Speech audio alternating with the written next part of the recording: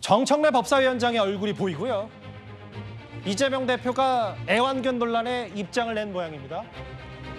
최측근 이화영 전 부지사의 1심 중형, 그리고 본인의 추가 기소, 이재명 대표 사법 리스크가 다시 불이 붙으니까 민주당은 당 차원에서 이제 검찰 공격, 판사 공격까지 가세한 듯합니다.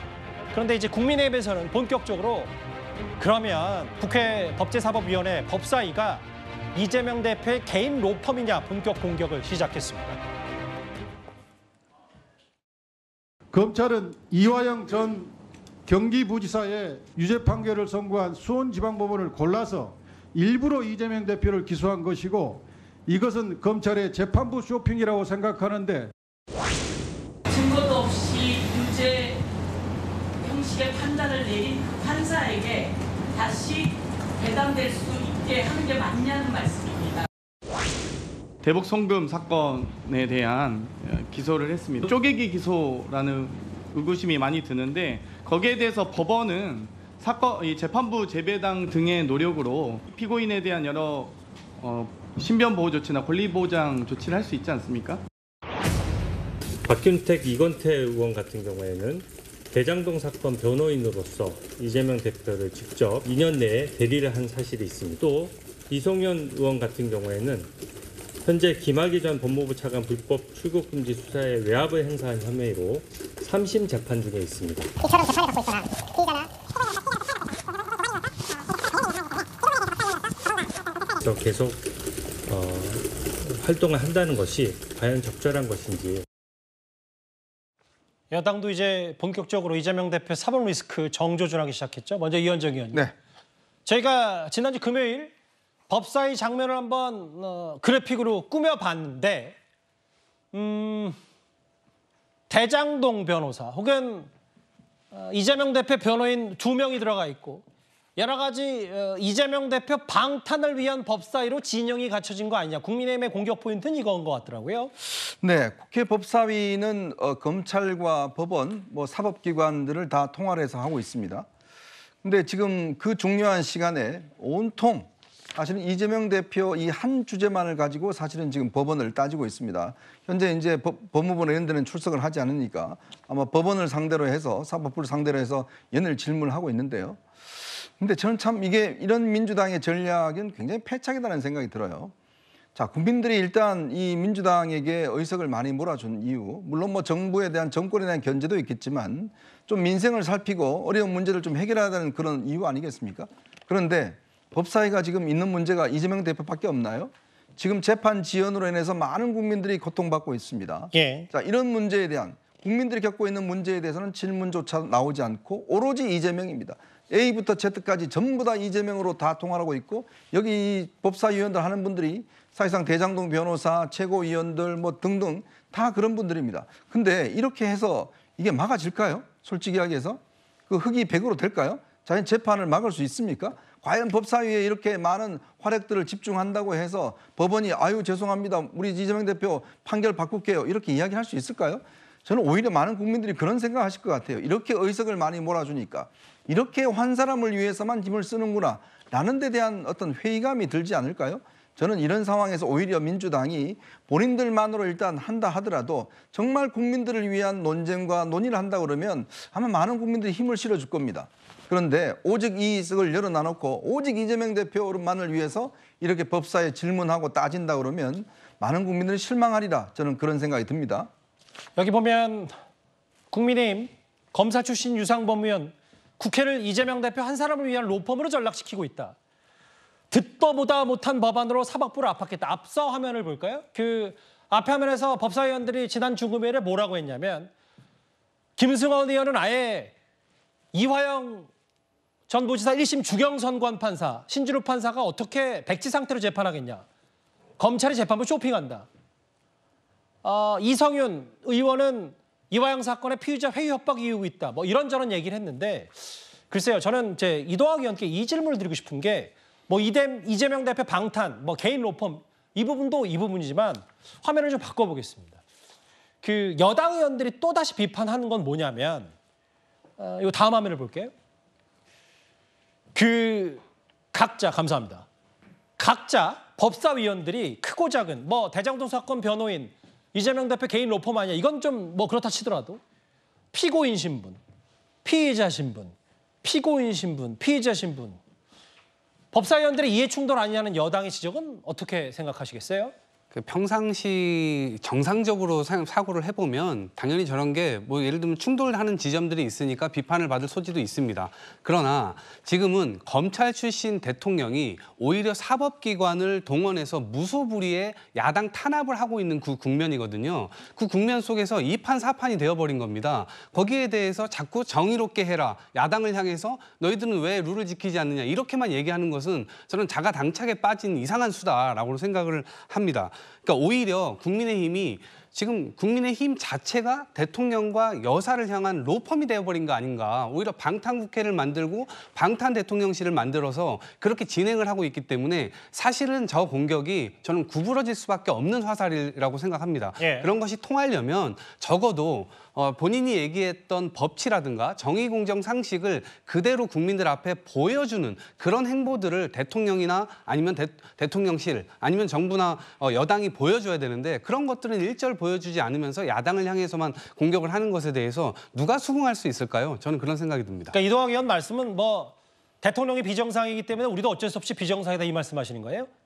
그런 측면들도 있고 예. 왜냐하면 애초부터 무리한 기소로 해서 사람들을 다 피의자로 만들어버리는 그 수를 쓰고 있다는 겁니다. 예. 당연히 거기에 대해서는 여기서 방어권도 필요할 것이고 당연히 그 지점에 대해서는 바로잡기 위해서 야당이 노력을 해야 된다는 측면도 있는 겁니다. 그러니까 무리한 기소 부분은 뭐 사람마다 시각은 다른데 어쨌든 이렇게 크고 작은 뭐 재판에 넘겨졌거나 수사 대상인 사람 특히 대장동 사건 변호인들 박균택, 이건태 두 의원이 지금 법사위원이 됐기 때문에 근데 이런 부분이 있어요. 최근 여당에서 나오는 얘기 중에 지금 이재명 대표 대북 송금 의혹까지 추가로 기소되면서 이제 동시에 4개의 재판을 받게 됩니다. 변호사 비용 같은 현실적인 부분도 무시하지 못할 텐데요. 과거 한동훈 전 위원장이 이런 말을 한 적이 있습니다. 이를 방어하는 변호인들은 그 범죄 혐의 내막을 잘 알게 마련이죠. 이재명 대표 입장에서는 무서울 겁니다. 이런 분들이. 그렇기 때문에 이런 식으로 사천의 공천을 하는 것 같은데요. 공천으로 자기 범죄에 변호사비 대납하는 겁니다. 단순한 대장동식 공천을 넘어서 변호사비 대납 공천. 정말 어디까지 가겠다는 것인지 제가 묻고 싶습니다. 강지현의 변호사님, 네. 당시 한동훈 전 위원장이 뭐 물론 그 이재명 대표의 법률 조력자 대리인들이 무더기로 당선이 되긴 했습니다만 뭐 변호사 비용까지 가지 않더라도 변호사비 대납 공천 아니냐 동의하세요? 그렇게 생각할 수밖에 없는 게 이재명 대표는 공무원으로서 계속 있었기 때문에 매년 재산 신고를 합니다. 그런데 재산이 줄어들지를 않아요. 우리가 모두가 알고 있는 것처럼 최근에 이제 뭐 재판을 받고 있는 것도 있지만 과거에도 대법원까지 가서 무죄 판결 받은 것이 있지 않습니까? 이때도 굉장히 대형 로펌을 쓰면서 3심까지 갔는데 재산이 하나도 줄지 않았다? 굉장히 이상한 일인 거죠. 지금도 11개의 혐의로 4개의 재판을 받고 있는데 일반인들 같은 경우에는 1개의 혐의로 1개 재판을 받아도 변호사를 한 수백만 원 정도 쓰게 됩니다. 그런데 여기에 있어서 사건이 만약에 자백하지 않고 지금처럼 부인하고 있고 사건이 복잡하다 그럼 변호사 비용이 더 올라가게 되거든요. 예. 현실적으로 또 형사사건 같은 경우에는 성공보수를 이제 받을 수가 없기 때문에 착수금 자체를 많이 받는 부분들도 있습니다. 이런 것들이 있는데 이재명 대표는 이렇게 많은 변호사를 특히 대형 로펌을 쓰면서 재산은 하나도 줄어들지 않았다. 그리고 그 이후에 이재명 대표와 또 정진상이라든지 이런 정진상, 김용희 변호인들이 핵심 변호인들이 국회로 들어오게 되는 거예요. 이 공천 과정에서도 비명 행사 아니냐 여기에 있어서 공천권 논란들이 있었는데 예. 이 사람들이 우리 아까 얘기했던 또 법사위로 들어가서 이재명 방탄의 힘을 쓰게 되면서 그 사설 로펌을 지금 국회에다 만들었다고 저는 생각을 하는데요. 예. 여기에 대해서 지난번에 사실 대한변협 쪽으로 압수수색에 들어갔던 것으로 알고 있는데 이재명 대표의 그 변호사 비용 때문에 여기에 대해 결론이 지금 나오질 않고 있습니다. 예. 하지만 의혹은 계속적으로 있는 부분이다 말씀드려야 될 것 같습니다. 강 변호사님, 여기서 유일한 변호사시니까 제가 잘 몰라서 실제로 네. 여당에서 뭐 무슨 얘기를 하냐면 박균택 변호사가 과거에 검찰 고검장 출신이잖아요. 네. 예를 들어 고검장 출신이 어떤 뭐 일반 사람, 뭐 이재명 대표 아니라 일반 사람을 변호할 때는 변호사 비용이 어마어마하긴 합니까? 기본적으로 아까 제가 뭐 한 건에 한 개의 혐의 그리고 한 개의 재판이 진행이 돼도 일반적인 개인 변호사를 써도 몇백만 원 정도가 들어간다고 말씀드렸잖아요. 예. 거기에 대해서 뭐 당연히 공이 한 개, 두 개 정도는 더 붙는 것이고 거기 우리 알고 있는 거 있잖아요. 박은정 의원의 남편 예. 그때 수임료를 이종근 얼마씩 변호사요? 받았었는지 예. 네, 그런 것들을 좀 생각하시면 될 것 같습니다. 같은 급이거든요. 몇 천만 원대의 변호사비를 낼 수밖에 그렇게 없다, 봐야 일반 될 사람이라면. 것 같습니다. 네. 그러니까 이제 김진욱 대변인, 네. 저희가 뭐 한동훈 전 위원장이 과거에 저거 변호사비 대납 공천 아니냐, 굳이 저거까지 인용하지 않더라도 법사위도 뭐 이재명 대표 로펌하냐는 국민의힘의 비판, 아니면 강 변호사 말씀은 대장동 변호사들을 다 이제 공천을 하고 당선이 됐고 이런 과정들이 앞으로 있을 검찰의 여러 기소에 대한 아예 방탄 공천이라는 표현, 뭐 돈까지는 제가 언급하지 않겠지만 이 부분에 대한 지적은 어떻게 생각하시겠어요? 뭐 그런 비판을 비판을 위한 비판으로서 할 수 있죠. 그러나 저분들이 과거에 그 국회에 그 의원 배지를 달기 전에 변호사 신분으로서 변호 활동을 한 것이 그것이 어떤 특정인을 도왔다고 해서 그것이 어떤 결격 사유가 되는가 하는 부분이 첫 번째 의문이 좀 들고요.